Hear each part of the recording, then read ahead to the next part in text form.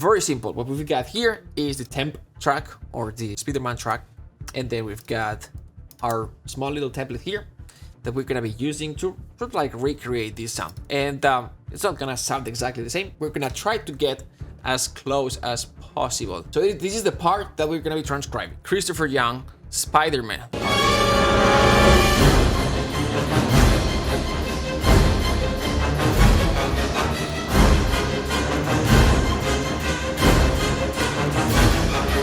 The first thing that we need to do to map the tempo, I'm gonna go ahead and first sort of like try to understand the time signature, and actually I'm gonna create a new track here, time signature. So you've got tempo, time signature, and the audio.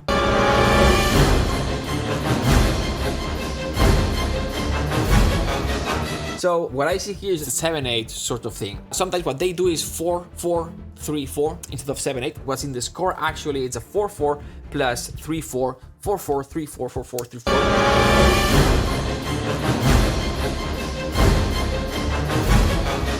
But let's go with exactly what we've got in the score. I don't know the tempo at the moment. This is what I do. It's a little bit lame, but it works. So I just go online. It's like online tempo metronome tab, whatever, and then I go for this one. Just tab here.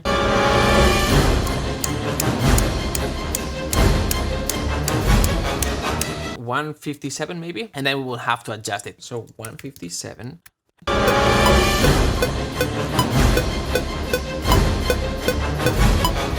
We're getting there. Let me just adjust this so it's gonna be 1, 2, 3, and then here's gonna be a 3-4.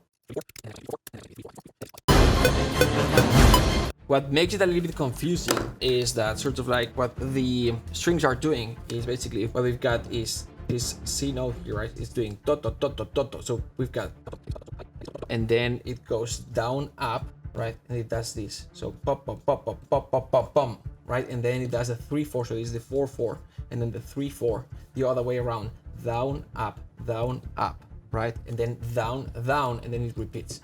That's why this feels syncopated. So it's bum bum bum bum bum bum bum bum.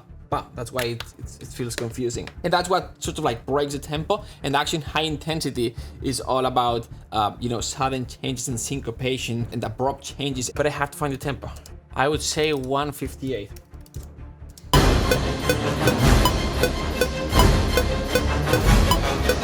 That's good for now. So this part basically is just the reduction of the entire score. And what that reduction is, instead of looking at the score and seeing, all right, so we've got the cellos, double basses, timbassos, and tuba doing the same thing. I'm gonna put it in just in one stuff, and I'm just gonna say, all right, so the cellos, double basses, timbassos, and bassoons in this case are doing these things. So I'm just gonna write it down.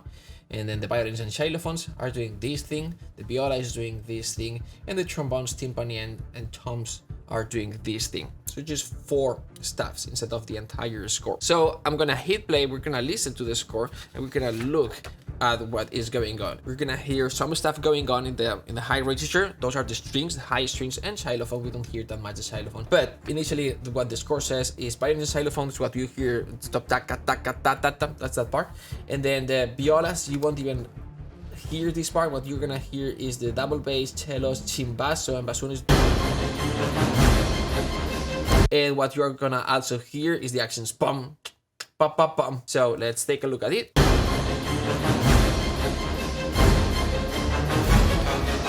I think when transcribing, it's more important focusing on the sound, trying to translate that to samples rather than just copying the score. Because the score, we move very fast because budget constraints and trying to save money, right? And so when the music is recorded, then goes to the mixing engineer. If the recording was different than the actual score, there's not gonna be anyone actually going there and fixing the score, because it makes no sense. It was recorded, it's recorded, and that's it. The next step would be to sequentiate this. I'm gonna do the strings. Maybe we can go with thin.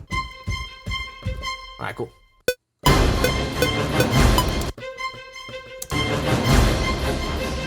And this is, you'll see, action high intensity. If you're really good with your keyboard skills, maybe you can write longer parts. but there's nothing wrong recording bit by bit. And the more you record bit by bit, no matter what your sequencing skills or what your keyboard skills, the more complex lines that you'll be able to write. If you go too far, then when you're recording with the orchestra, they are gonna have a hard time. But this is not hard for them, for sure, or any of what we've written. Let's quantize this part here. We're gonna move it a little bit. So you can see how the orchestra, like this is the part that we hear the most. Toco, toco, toco, toco. Gonna keep them at the same sort of like volume, so we hear a little bit more of the.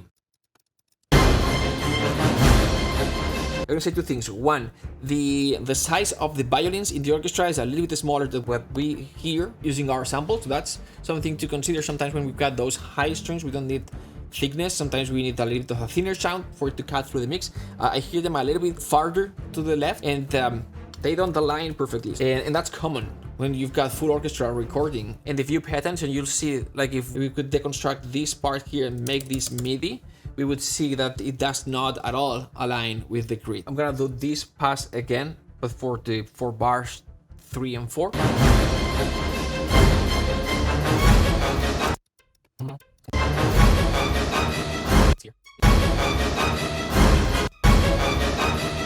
And you can see how they are late. If we are trying to replicate the orchestra, and that's what we are trying to do. When you listen, you analyze, you transcribe, it's one thing, but when you are trying to replicate, I just saw that, well, the orchestra was a little bit late. It was having a little bit of hard time keeping up. But if you want to recreate that sound, that's something that you'll do, right? You'll replicate those imperfections. So to like replicate like the entire orchestra recording at the same time, something like an action cue that has lots of syncopation, silent changes, and things like this. All right, so we're gonna have the dun dun dun dun. All right, we're gonna record this part first. Dun dun dun dun.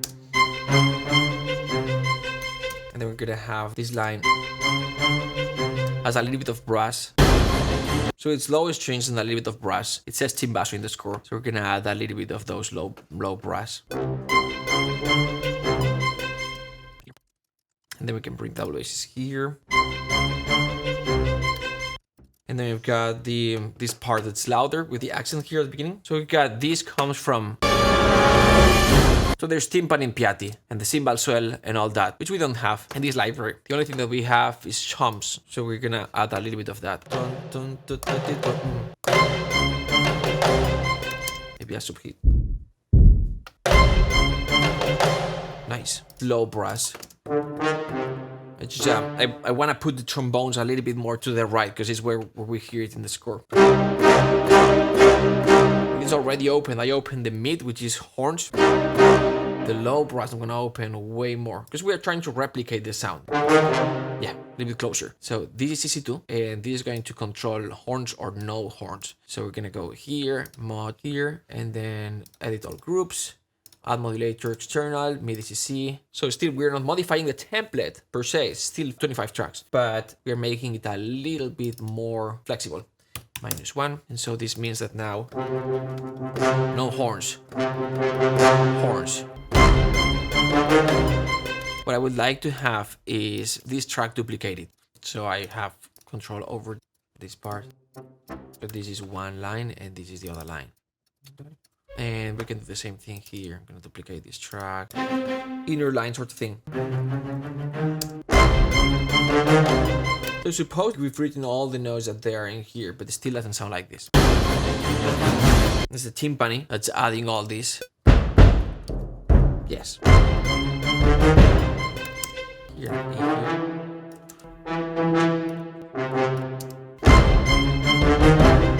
I'm gonna open the strings a little bit as well. Gonna bring them down in volume a little bit as well. Gonna hear the softer note a little bit more.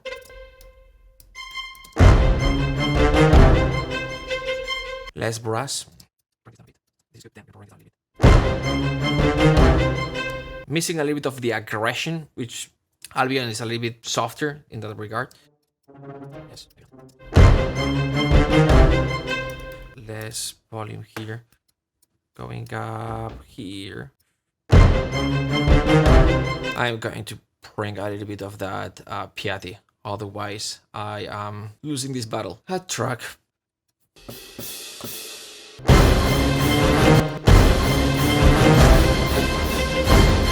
And then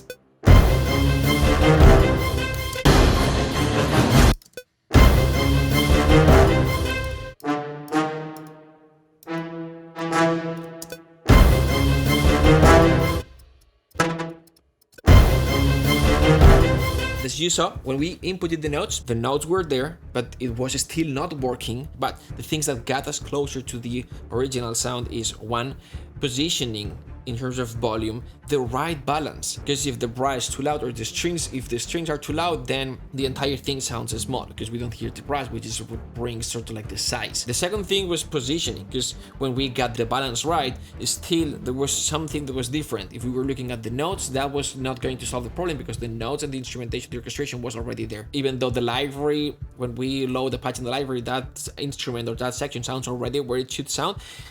We saw that in the recording, the sound is way more open, so we started opening the sounds. We had limitations because we're using ensemble patches, but we went in there, and with the few tweaks in the multi, we still had the ability to either mute some of the instruments that we don't need or open the instruments that we need to open, like the trombones, for example, or the low brass, for example, a little bit more to the right, or the strings a little bit more to the left. So we did the mock-up, and we did a little bit of mastering final touches, right? We added a little bit of EQ, and I just cut a little bit around 50, cut a little bit below 20, cut a little bit around 240 to 50 as well. So getting rid of muddiness, getting rid of boominess, getting rid of all the low rumble that we don't want, and then sort of like brightening a little bit, brighten the highest frequencies. And then I like this area here around 1.8 to 2.5K. It's just like treble area, and brightening that is sort of like brightening the serious part of the high frequencies. But sometimes this is the area where I'll cut because it's too treble and it's the irritation area, but sometimes bring it up. It's like the serious part of the high register in a way. And then this is the typical part where just adding that of like final top end, that air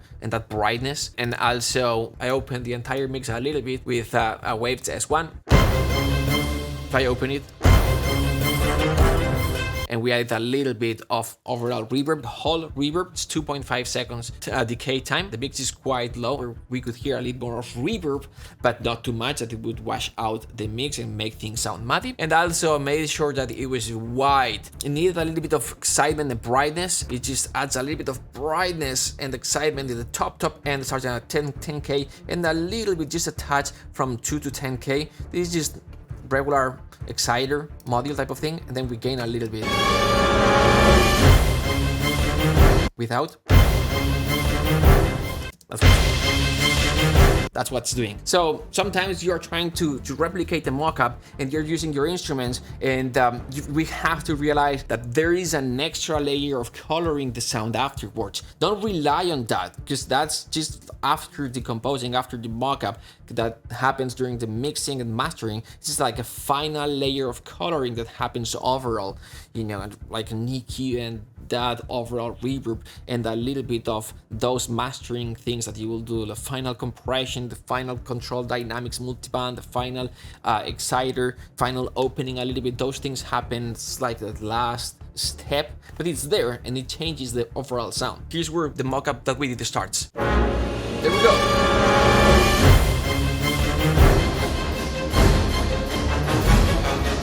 Anyone notice where the mockup was inserted? Don't raise your hand. You didn't notice. So I exported the mockup, which is this snippet here. I just inserted it here and I cut the original audio, and here's how it sounds.